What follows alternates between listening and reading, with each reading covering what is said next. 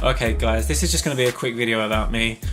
If you're not interested in this, skip straight through this video. There's going to be no useful photography knowledge in this. But just to give you an idea of my background, I started off photography when I was about 14 years old. I got given a film camera, SLR, and I loved it. It was great. It was all manual, and that actually really helped me learn bits and pieces about cameras. After this, at college, I took up art and design photography, and I really enjoyed that. We did a lot of work in Photoshop, and obviously a lot of photo shoots we went out on.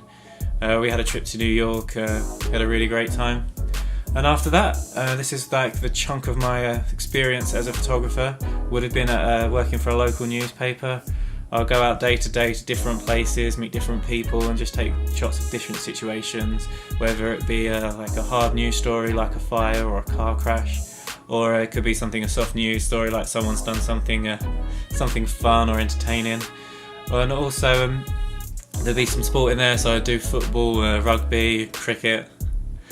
It's a really great job. It's not around too much anymore. It's really hard to get into because the internet is just destroying the newspaper industry, unless you're going to push on to nationals, and even then it's not that easy. I've also done a lot of freelance work. I've done a lot of PR coverage, and also I've done quite a few weddings as well. Alongside being employed, I've also been self-employed as well, so I've worked for different councils, I've worked for different big companies.